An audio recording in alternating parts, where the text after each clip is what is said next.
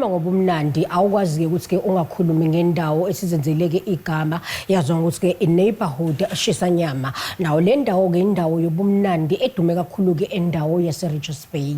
Kanti ke umhla ka-28 uzophinde futhi ube ingqophamlando njengoba ke behlele indumezulu yomcimbi yazwa ukuthi ke i-House on Fire. Nalapho ke futhi ke kuzobe kukhona ke o-DJ abazobe beshelana inkundla kona ke lo mcimbi omkhulu ozobe kuyona ke le ndawo yala e-Richards Bay okuyona ke i-neighborhood Shisanyama. Ulakhi Ndebele uyimanager kuyona ke le nkampani noma kuyona ke le ndawo kanti sokhuluma kabanzi ukuthola ke inhlelo zabo ikakhulukazi njengoba sikusona ke isikhathi sikaNcebijana isikhathi sikaKhisimusi.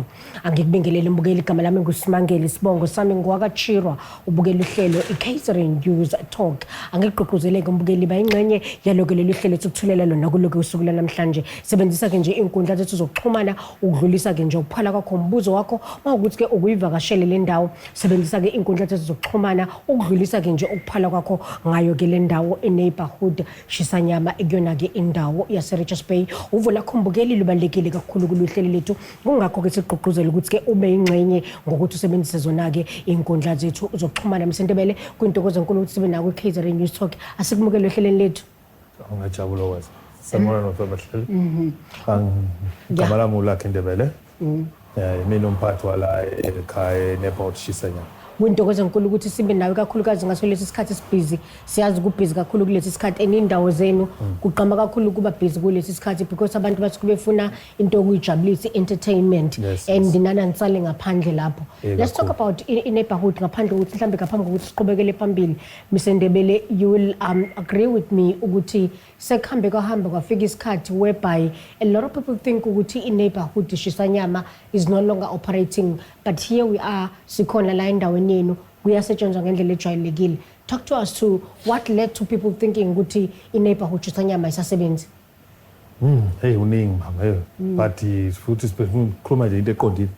I-neighborhood ilimale kakhulu isaphethwe lo mphathi omdala ongasekho manje. Njengoba sesiphethe uAmen Gumede. So ibiphethe usiphelele phambilini. Kwasokuba nenkinga ukuthi wabana nenkinga nje nabantu abaningi wagcina abantu bonke sebengasamthandisi sasazi kwenzakalani. Kodwa ilapho kwahamba khona ama customer amaningi ala eNeighborhood. Okwamanje siya operate impela ivuliwe eNeighborhood Monday to Sunday.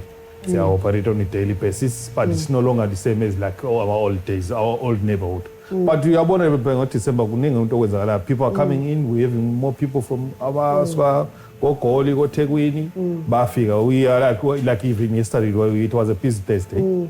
Busy in Paris. So it's coming up. We have Vuka Manchi, Kuzoba Metlukom Kul. So obvious njengamanje ukuthi singaphansi kwe-leadership entsha like you were saying ukuthi it's under uAmeniso njengamanje. Ameniso is doing a great job. Yes. Bamthanda abantu phela naye vele umuntu wabantu. So like njengamanje we can see ama-changes happening. Mama, i-neighborhood is operating. Siya-operate kuyimanje ayikaze yavala i-neighborhood. Sibe nama-challenges kuphela ukuthi people are confused ne. Kunabantu abacabanga ukuthi i-neighborhood is still run by the old owner while Amen is just there for standby. While is no one. Mina njengoba nami biziwe ngiqalele inyanga nami ngabizwa uyena uAmen ukuthi ngizokulekelela la ekhaya. Ngisuke eCloud7. Okay. So iyarun i-neighborhood. So abantu ngifuna bazi ukuthi Amen is the one who's running the show. Amen is the one who owner le ndawo kuyimanje. Njengoba i-neighborhood Shisanyama. Okay. Yes. All right.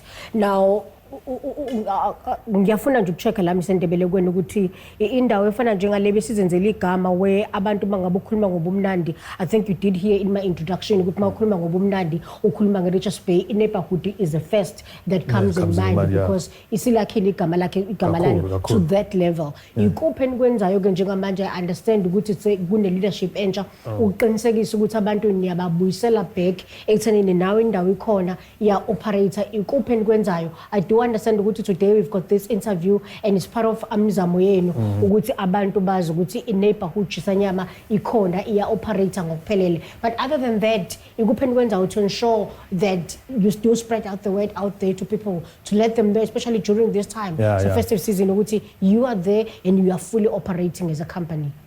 yakuningi esikuplana la ngibonga khona ukuthi vele ngasheshe nafika namhlanje because like we're going to be introducing our new menu kuleli sonto leli nama specials azobe khona ama specials omuntu wonke special amantombazana namajita nje kuzoba nama specials azophuma I think kumele phume by Sunday night kunele Sunday session esiyenzayo no Amen so lapho so introduce khona our new menu nama specials azoba khona for umuntu wonke ama weekend and then we're going to be having more events especially 28 we're having another event on the 20th is the final thing people will play ama finals izobe khona like on the 28th of this month I think there's another thing ngamfuna ukuthi ngikho but we might have a kick off again we might have a kick off lo nyaka ozayo ngenze obela ekhaya. Okay. It's another thing ukuthi sizama ukudonsa abantu bebuye futhi back eneighborhood. Okay. Mhlawumbe before siqhubekele phambili kakhulu Mr Ndebele kubabukeli bethu who knows indawo yase neighborhood you spoke about abaphathi abadala abakade bekhona where abantu mhlawumbe kwagcina sekukhona inkinga and they ended up not coming to this place because of ama reasons that you know as abantu abakhona njengamanje that we do not know. But kubabukeli bethu abayaziyo le ndawo abebengazi about the new ownership and they asking themselves some of them who is this Amenisto? If you're talking about Amenisto, ubani Amenisto now, who is the new owner of the place? Okay. Amenisto ngathi abaningi mamazi ngo DJ Amenisto umelele abayibiza ngezikanisto records. Yena bewu DJ mumukhumbula kahle bephethe ingadi bekunendawo ebiza ngengadini yeSikhawini. He used to be the owner there and then baba nema challenges abakhona wagcina esukile wasake wazo rana ineighborhood. So Amen is a very popular DJ lana. I think he's one of the best nje around KZN omele Richards Bay nempangeni kahle kahle umhlathu zonke. I think Amen comes first if you know about name there is a event being done lana his name always comes first than abanye labo DJ bazolandela ngaphansi kwakhe. True, we all know him as one of those DJ abahlonisha kakhulu. In fact mokhuluma ngendawo se Richards Bay umuntu osene brand so sayimela yes but then ngese silibalekele iqiniso Msandebele zokuthi njengoba nikhona and kade ninama challenges nizama nivuka kukhona ezinye indawo khulayo njengamanje la Richards Bay places like afana njengoZola oSindu kanjalo ofuthi okwenza competition ukuthi be quite tight for nina as a restaurant ekhona noma ezoshisa nyama okhona la eRichards Bay for ababukeli bethu mhlamba bangekho la nyakatho sifunda saKwaZulu Natal abangafuna ukwazi more yini offerishwa neighborhood shisa nyama. Ubuza nje umbuzo omuhle kakhulu. It's like iZula neighborhood there are two different things. iZula ayifani. iZula is more to a restaurant than neighborhood. Neighborhood is more of a shisanyama. Because thina sidila neshisanyama ukudla komphakathi kahle kwesintu.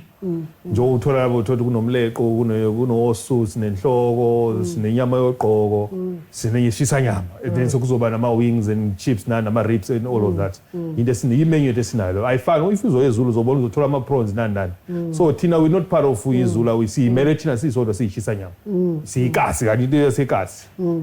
Yeah, and I'll continue to ask you this question ukuthi whenever kuba khona ebhizinisi elikhona umbuzo oqhamuke njalo especially kwabanye abantu abasuke bethanda izinto zobumnandi kakhulu ukuthi how is this one different from other places? I know you've also mentioned now ukuthi iushisa nyama.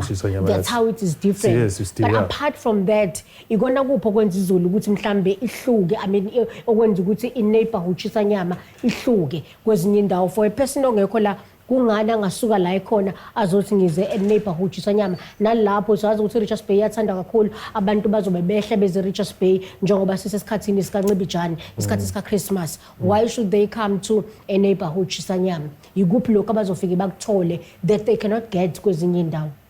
Kuningi like I said I was talking about Amen. Amen is under a company lega ni story record. Uphetho DJ bonke mhlawumbe abantu abanjengo Bisto or Innovator they are all under Amen. So la uzothola is good music, good food. Nabantu zozohlangana abantu abaningi kuyinto nje is a good place to be especially ama holidays. Yabo indawo esendaweni right engaphambi kolwandle yabo yonke lento uzoyithola la kithi neighborhood. And I want us to get to a menu just ukunikezele ithuba kahle Msandebele ukuthi sinabe kuyona expand more on your menu. We know what you spoke about indaba yeshisa nyama ukuthi la ufuna inyama eshile you spoke about umleqo. We know ukuthi lokho kudla kufana njengalokho it has become more popular so abantu bebalela insundu bayakuthanda even white people bayakuthanda lokho kudla kanjalo. Asibambe sizokunikeza ithuba masibuko thengisa market to expand more on the menu that you have as a neighborhood shisa nyama. sithengise mbukelo KZN News sokuma ngabe sibuya sobe singena kusoke isigaba sesibili saloke nje uhlelo lakho iKZN News Talk oyibukelayo.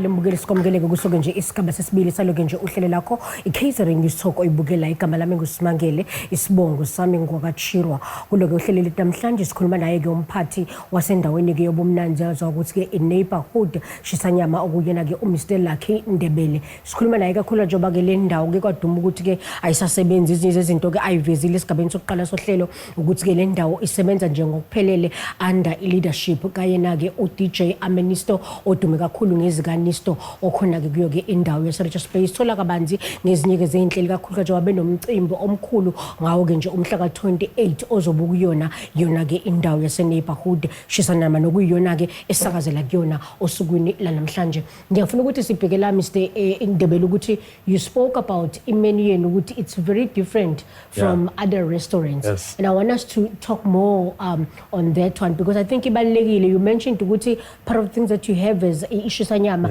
umleqo ukudla lokwangaphakathi okuthanda kakhulu nokuthi has become more popular to abantu abebalela intundu to a point ukuthi even abantu abamhlophe bayakuthanda kakhulu ukudla lokho kwesizulu. Let's talk about imenu yenu eninayo and yes imenu yethu ikahlukeneke mhlawumbe ngathi ka5 ngoba ka4 ngoba sinawo ama pizza sesinawo ama pizza and previously you did not have a pizza. This is a new menu that's coming out izobe nama pizza siyama combo isibe nama plata la izokwazi ukuthi abantu uma behamba bebaningi bekwazi ukudla into eplata behlale bonke isizathu that neighbor she's a plata so kuza ukuthi sibe nomleqo sibe inhloko usu inyama yoqobo yena ethengwa kakhulu inyama yoqobo le nyama isuke ibilisiwe bayithanda abantu leyo nyama yes ikanjalo all right and I know ukuthi seninesikhathi veleni operator as le company kuyona sithathe over how is it going so far looking at ukuthi kwaba khona igebe whereby abantu they were thinking ukuthi le ndawo yasebenza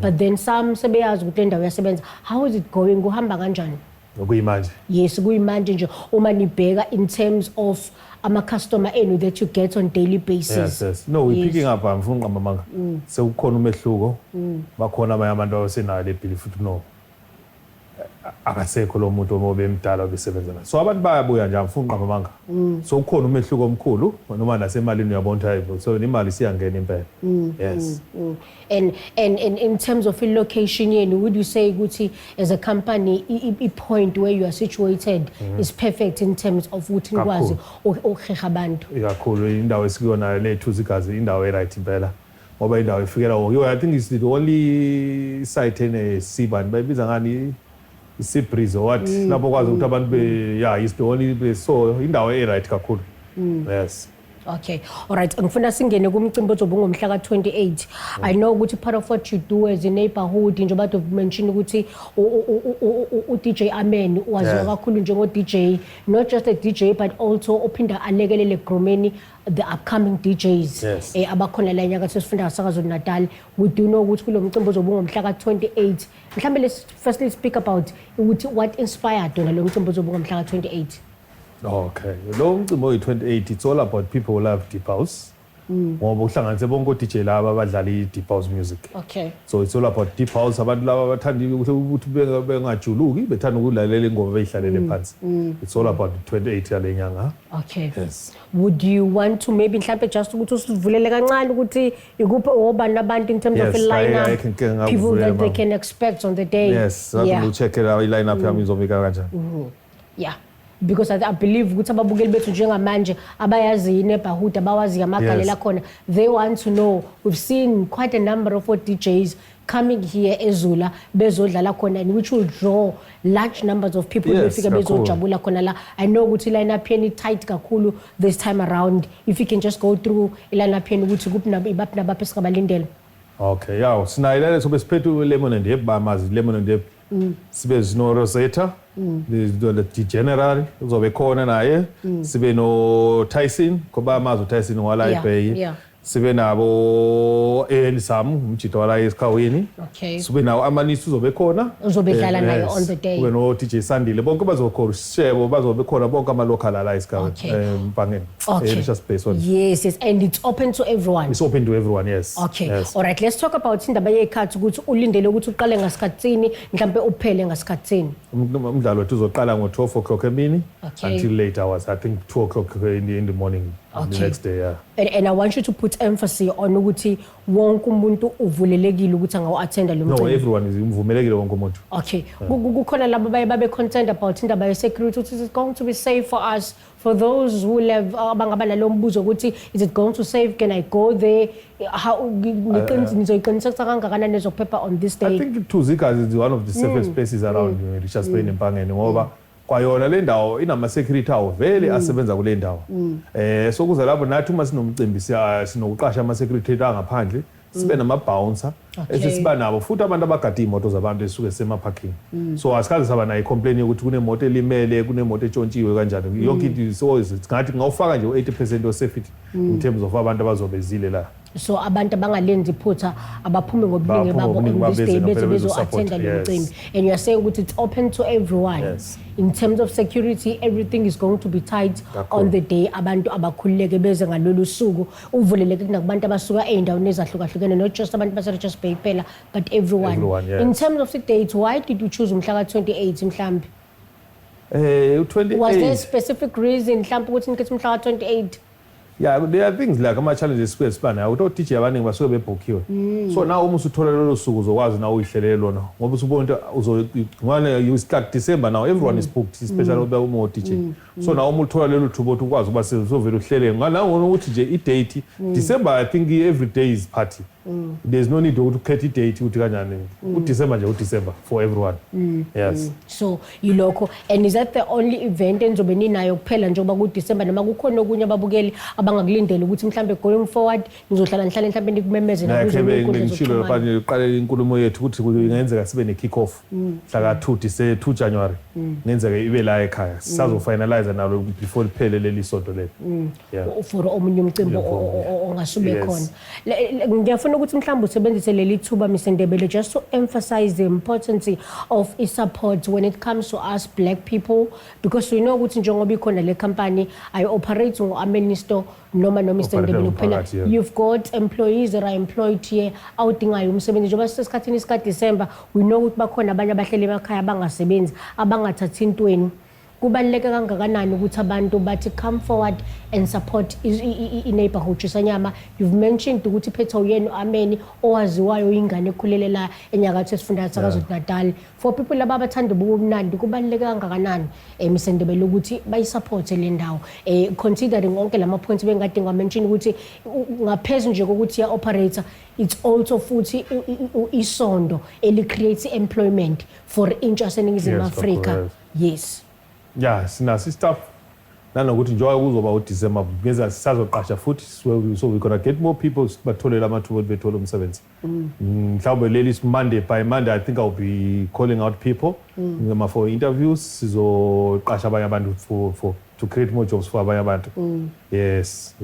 And I guess that also put the emphasis yokuthi it's important that indawo efana njengalezi they get support, because ngaphandle nje kokusebenza kwazo ziphinde zi create employment for young people abakudingayo futhi ukuthi bathole ithuba lokusebenza. Asithengise-ke Mr Ndebele mangabe sibuya sobe singena kumathikithi, because I don't know ukuthi kunamathikithi adayisayo ukuthi abantu bawathola kanjani. Asithengise Mbonile KZN News mangabe sibuya sobe singena kuso kwesigaba sokugcina saloko nje uhlelo lakho i-KZN News Talk.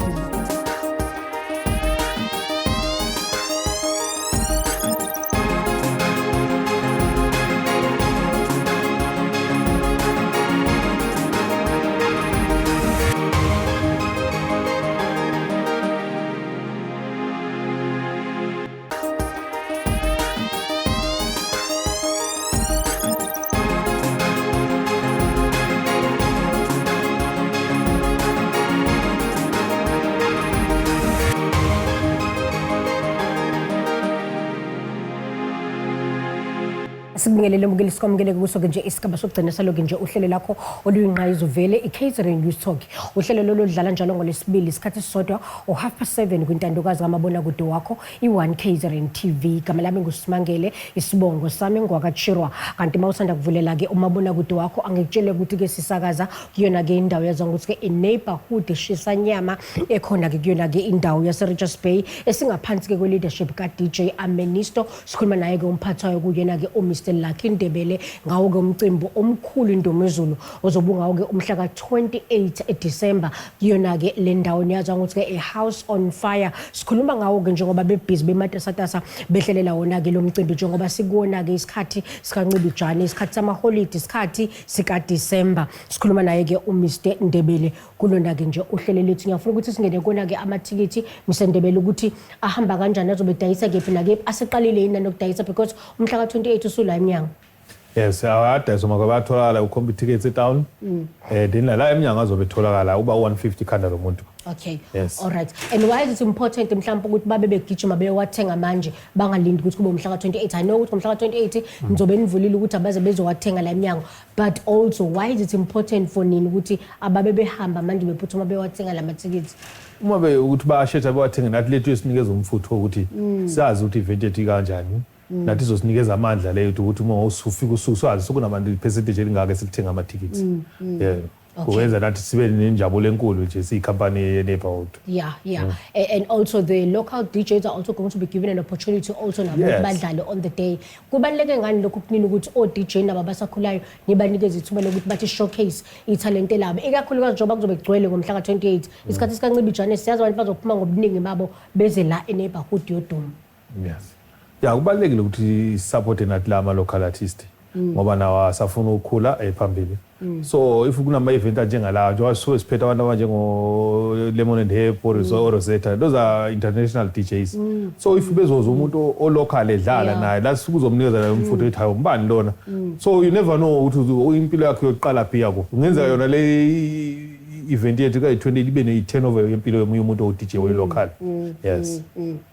And for those maybe who are watching the show obebengazi mhlambe ngalo mcimbi lo ndomezulu umcimbi ngomhla ka28 aba o DJ abasakhulayo mhlawumbe bayibadlala endaweni ezahlukahlukene abathi eshingazi ngaba ne interest ukuthi nami ngathi ngalithola ithuba basavulelekile mhlawumbe ukuthi bangathi comfort baxhumane nani mhlawumbe bakwazi ukuthi nabo bayicelela ithuba la ngomhla ka28 is that still open mhlawumbe sekuvalelekile bakuvulekile mhlawumbe ngavuleka angamboni ngaba nenkinga ufunayo uyibona ukuthi ngala yebo ne confidence bena ngasithinta simbone ukuthi senze kanjani. Okay. Manje wagcina na uthola isikhathi ithuba lokuthi udlale ngalolo suku. Okay, asikhumbuza ababukeli bethu ukuthi i-neighborhood ngokujwayelekile nje because siyazi ukuthi ngaphandle komcimbi lo ngomhla ka28 niyasebenza as i-neighborhood Shisanyama. Nivula ngasikhatsini nivale ngasikhatsini, and also we know ukuthi njengoba sesiphile esikhatsini webhaya abantu they can place ama orders and bakwazi ukuthi bathole banikwazi ukuthi badeliver. Senina lo mhlawumbe uhlelo lufana njengalolo mhlawumbe let's begin by looking at ukuthi niqala ngasikhatsini ukusebenza niphethe ngasikhatsini, and then you'll get ukuthi ninalo uhlelo lokuthi uma ukuthi mhlawumbe ngisendlini ngiseflatini I'm craving for umleqo for an example, I'm craving for inyama ebrayiwe, ngiyakwazi nokufona ngeplace order lami ebese ngikwazi ukuthi ngizothola i-delivery. Yebo kunjalo impela. In-neighborhood operator kanjena it's Monday to Wednesdays fula is 10 a.m. to 10 p.m. Okay. And then Thursday, Friday, Saturday, up to Friday, Saturday. So fula until 10 a.m. until 2 p.m. in the morning, 2 a.m. in the morning. Okay. And then Sundays fula ngo 10 ekseni, fula ngo 12 o'clock. Okay. All right. In terms of ama-deliveries kulaba abasuke bebe ne-interest yokuthi ba-place i-order labo mhlawumbe kulokho nikudayisa uhlelo lufana njengalelo bese lukhona noma it's something that you're still working on as a new mhlawumbe management esikhona kule ndawo? Sinakho ukudeliver abantu especially if you local, if you around Richards Bay siyakwazi ukudeliver imoto ikhona yakwazi ukulethela ukudla if you around Richards Bay kuphela. Okay. Yabe singakakwazi besingakaphumi nje kakhulu ko Richards Bay besadila nge Richards Bay kuphela. Okay. Local. All right. And in terms of your social media pages where people can go to and maybe get more information and also even you spoke about the new menu that you are going to be keep very soon. Ba mhlambe kuphi la bakwazi ukungena khona in terms of ama social media pages ukuze bakwazi ukuthi babone mhlambe nangamagiga alandelayo njalo nane menu yenu. Yeah, siyatholakala ku Facebook is-neighborhood Shisanyama 1. Siyatholakala ku Instagram nakhona futhi is-neighborhood Shisanyama. Na ku TikTok kodwa besingakabi nje kodwa nawo TikTok siyathola futhi sineighborhood Chisanyama 1.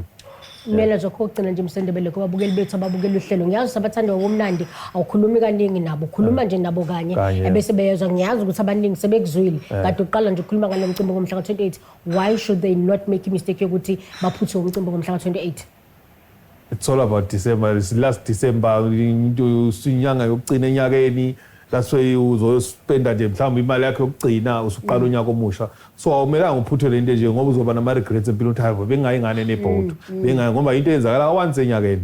Akuyona into ukuthi mhlawumbe uzoyithola on a daily basis. So into yoka once uma kuphelile kuphelile. And the lineup yenu futhi ishube kakhulu. So they should not make a mistake. You can't miss it. You can't miss the day, yeah. Okay. Just remind them ukuthi in terms of ama-tickets kuphi la bakwazi ukuthi bahambe bawathenga khona njengoba sekuvele seqalile idayisa njengamanje. Yes, ama-tickets atholakala nakhona la ekhaya eNeighbourhood nase-complete tickets town noma uzobuya uzolithenga khona egate azobe etholakala. Okay. Just your last message nje Msendebele just to emphasize ukuthi iNeighbourhood Chisanyama iyasebenza, it's fully operational. Ngicela just that last message ukugcizelela kubabukeli bethu abebe naleyo confusion. Yes, yeah, ngicela ukutshela abalandeli bafethu ama-rumors vele abantu bayathanda ukukhuluma ngabantu, bayathanda ukubhekisela abantu phansi.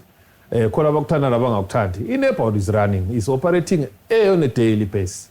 Siyasebenza ukuthi ayisafani nale iNeighbourhood endala kuphela kodwa we picking up siyaphambili nje manje siya-operate on a daily basis. Yonke into iyatholakala la iNeighbourhood. Ngiyabonga. I'm picking up on something that you're saying ukuthi it's just that ayisafani nale yakudala. Uzothi umbukeli, how is it different from le yakudala? In terms of ownership. Okay. It's no longer being operated by the old owner. Okay. Running on njengomuntu omusha Nisto. Okay. Yeah. All right. Okay. Asibonga kakhulu Msendebele ngesikhathi sakho siphe sona kulihlelo lethu kube intokozo enkulu ukuthi sikhulume nawe. Ngiyabonga kakhulu. Mbukelo weKaizer News sokusinyelele kona ke nje amaphethelo aloke uhlelo bethu kuthulela lona kuloke usuku namhlanje uSimangalo Chiro kanye nayo yonke ke nje iCrew yeKaizer News Talk sithi ke sinifisela nje uKhisimusi omnandi ngesikhathi festive season esibusisekile nesiphephile sikhumbule ukuthi ke singashayeli bese singena ke emgwaqeni noma ke siphuze bese singena ke emgwaqeni asiphuze sihlale emakhaya siqinisekise ukuthi ke siyagwema ukwanda ke kweingozi siyibonayo ke emgwaqeni asiphinde futhi ke sihlangane ngesikhathi esilandelayo.